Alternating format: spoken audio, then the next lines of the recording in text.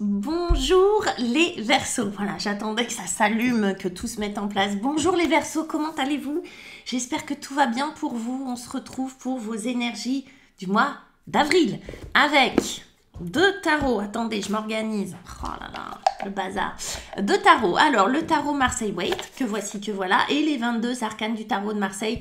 Les 22 arcanes majeurs, bien sûr, du tarot de Marseille. C'est un petit jeu créateur qu'on m'a offert qui est très mignon, très joli et que j'aime beaucoup. Pour ceux et celles qui auront envie d'aller plus loin, pour qui ce tirage résonnera particulièrement, se diront « Ah, mais c'est vrai, c'est ça que je vis pile poil dans ma vie en ce moment », il y aura une suite qui n'est pas obligatoire, évidemment, qui sera juste en bas, qui est juste en bas, avec, vous voyez, il y a un lien, Gumroad, Verseau-Avril. On continuera la lecture avec l'After Tarot et l'Oracle Bleu. Voilà, pour l'extension, pour la suite de ce tirage. Encore une fois, c'est pas obligatoire. Je tirerai ces cartes-là à la fin du jeu. Je recouvre les cartes. Comme ça, vous pourrez voir si vous êtes partant et partante pour cette extension. Allez, on y va avec, du coup, le tarot Marseille Waite. Pour ceux et celles qui veulent une guidance avec moi, une guidance en privé, que ce soit en visio, que ce soit par téléphone ou bien en cabinet, rien de plus simple. Vous avez mes coordonnées, vous avez mon site internet sur lequel vous avez les tarifs, vous avez le mail, vous avez tout ça. Et puis, il y a aussi les réseaux sociaux, vous pouvez me joindre facilement. En général, je réponds très rapidement. Voilà, je ne fais pas attendre.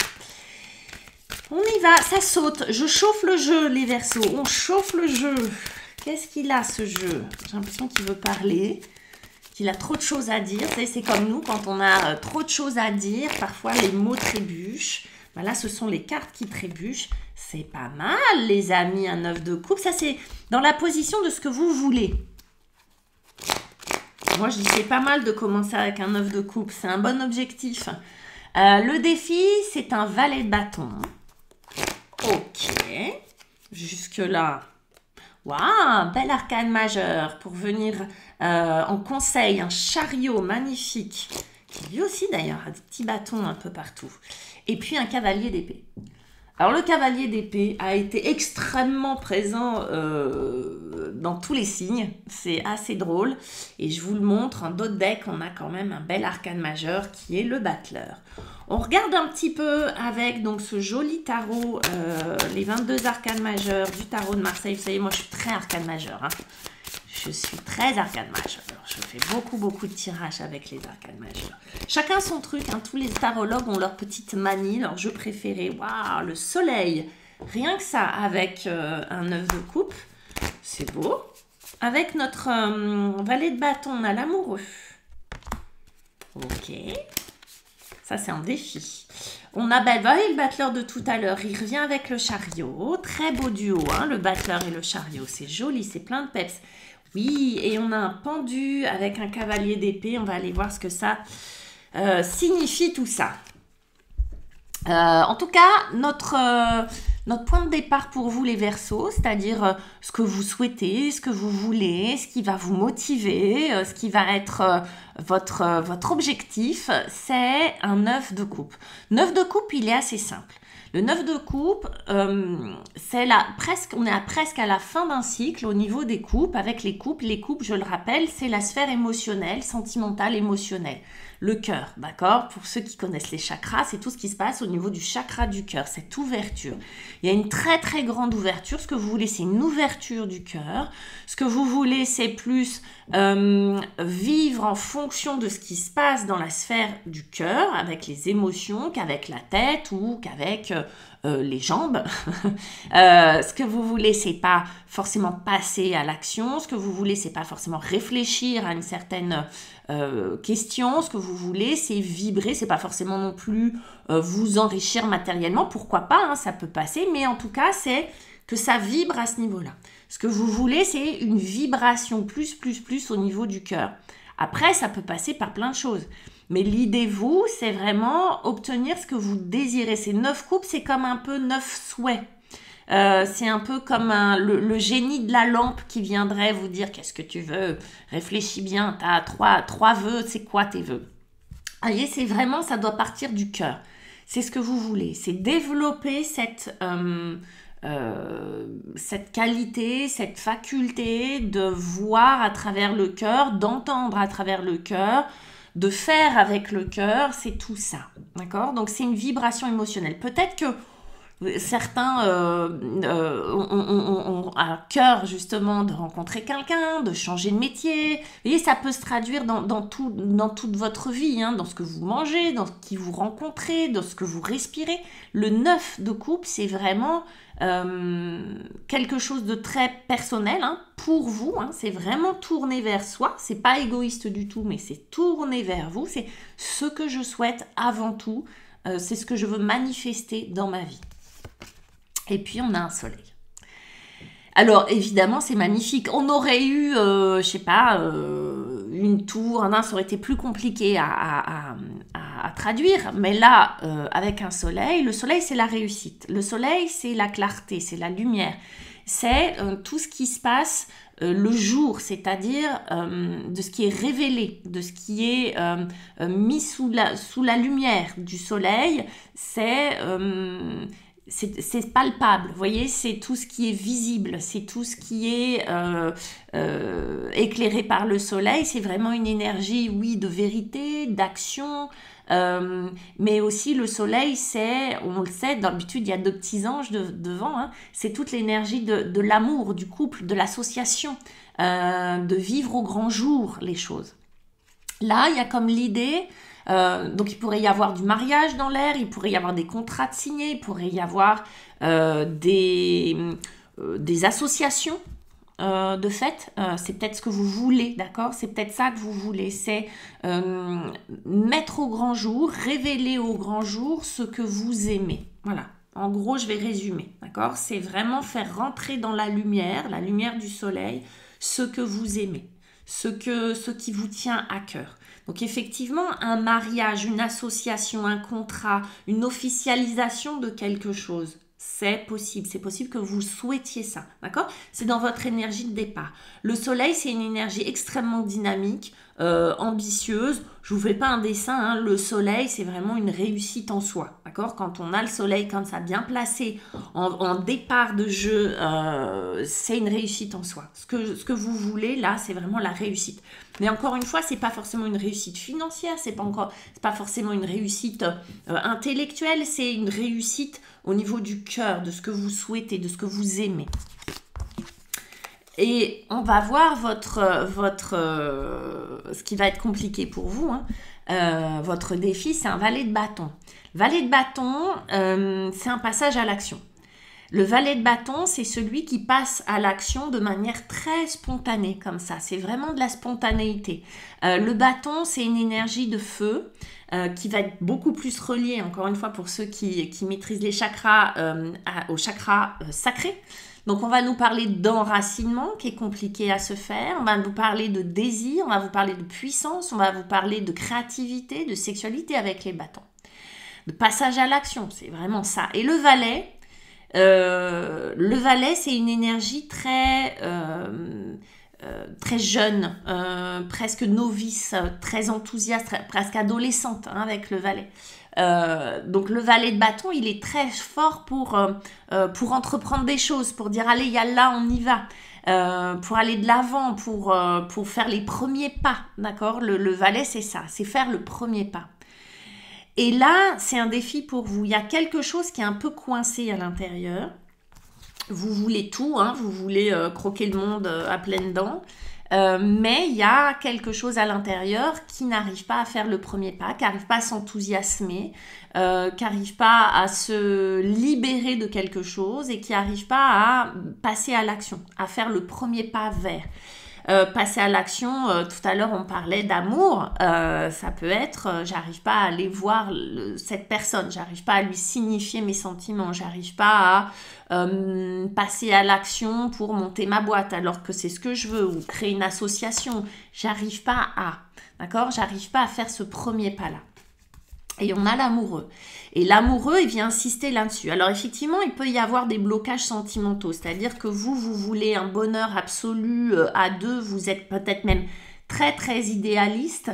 Vous avez peut-être une conception de la vie de famille, la vie amoureuse, la vie de couple qui est très très particulière, très absolue, très belle, très lumineuse, etc.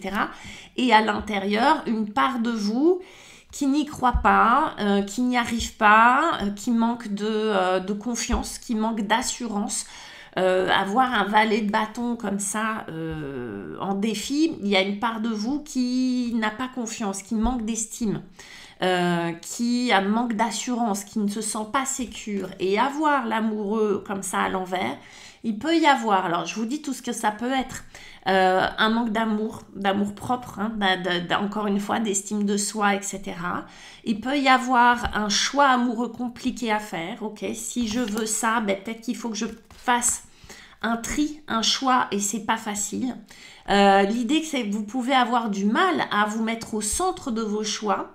Vous attendez que ça vienne de l'extérieur alors que c'est à l'intérieur que ça doit être d'abord sécure, bienveillant et être vous aimez vous-même. C'est facile à dire, vous allez me dire, mais vous voyez, vous accordez plus d'attention, plus d'amour, plus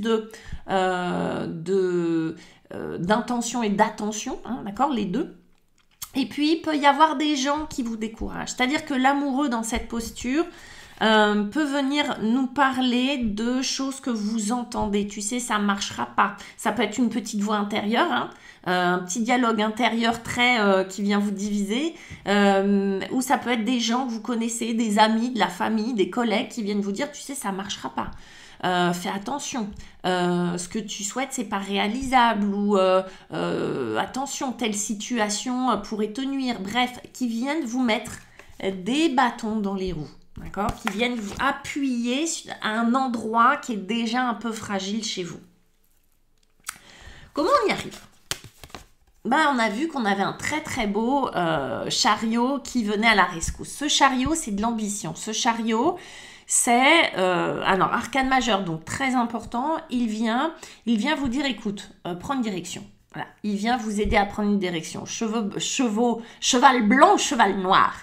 Ces deux chevaux, vous voyez, ils prennent deux directions différentes. En fait, il vient vous aider à faire ce choix-là. Passer à l'action, parce que s'il y en a un qui passe à l'action, c'est vraiment le chariot. Lui, c'est quelqu'un qui ne s'arrête pas. C'est quelqu'un qui dit, je vais aller découvrir ce qui se passe de l'autre côté de la colline, et il trace. En fait, ce qui compte chez le chariot, c'est l'objectif. Lui, c'est la direction, l'objectif. Après, rien ne l'arrête.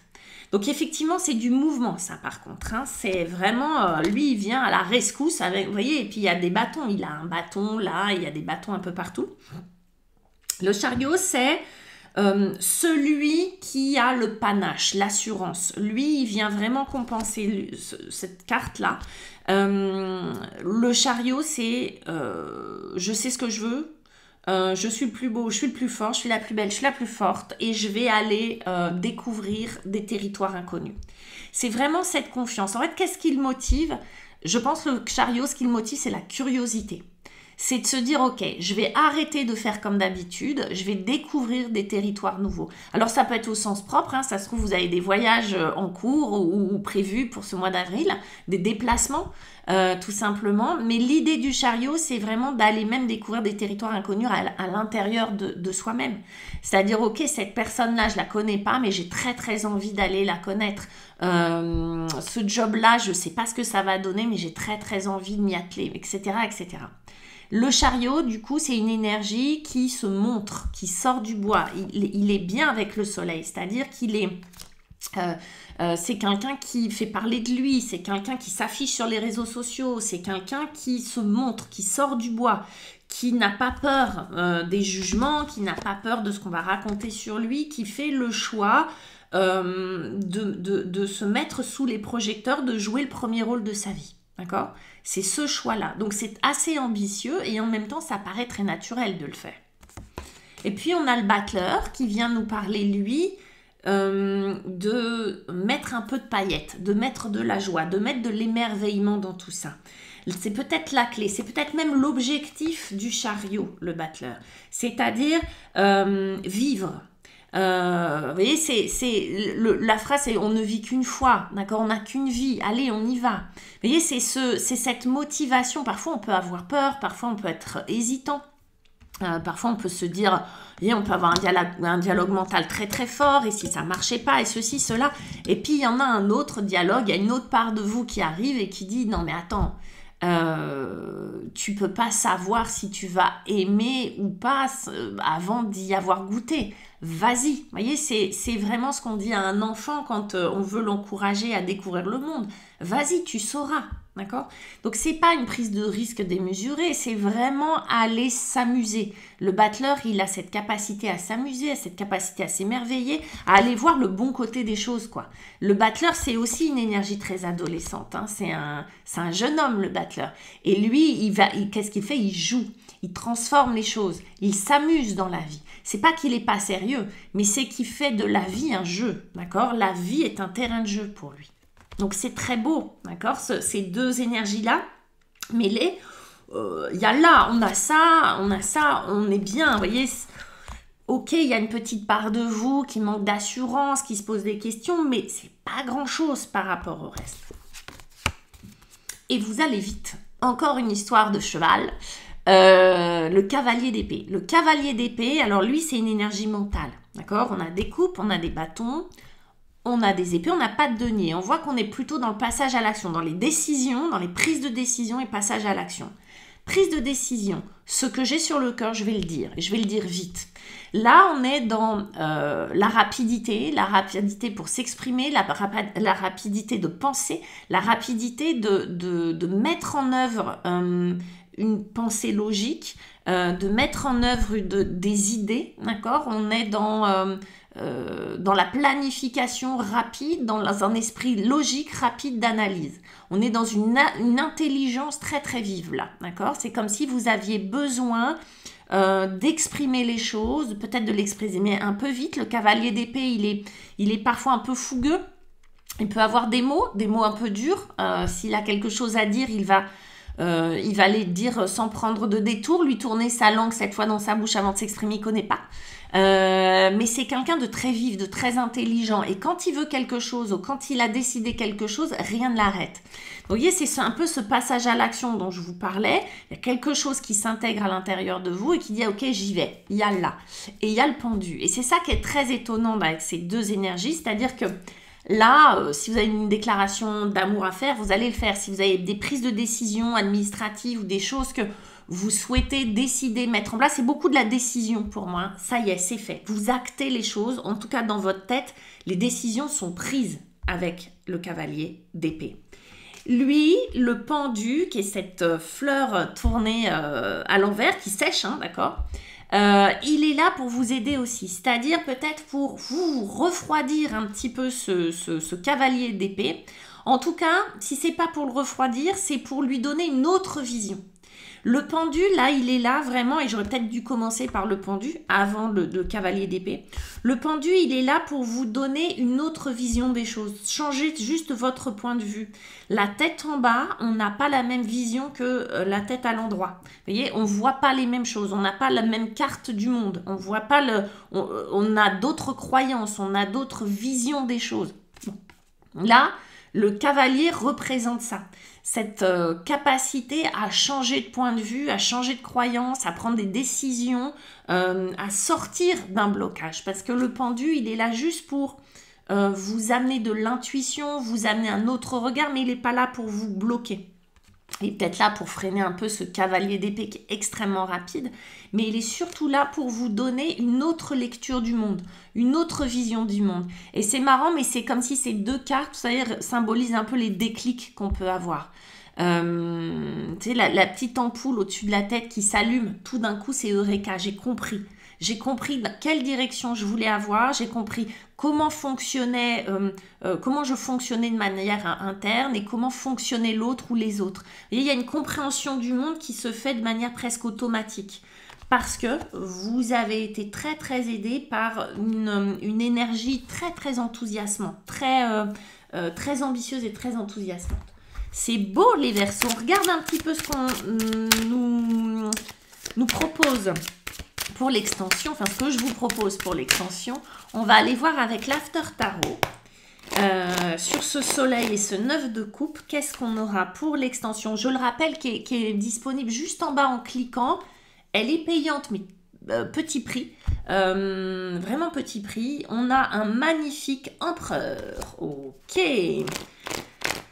C'est bien, ça vient cadrer les choses. En défi, ah ben voilà, le chariot. Donc attention, je pense que ce cavalier d'épée...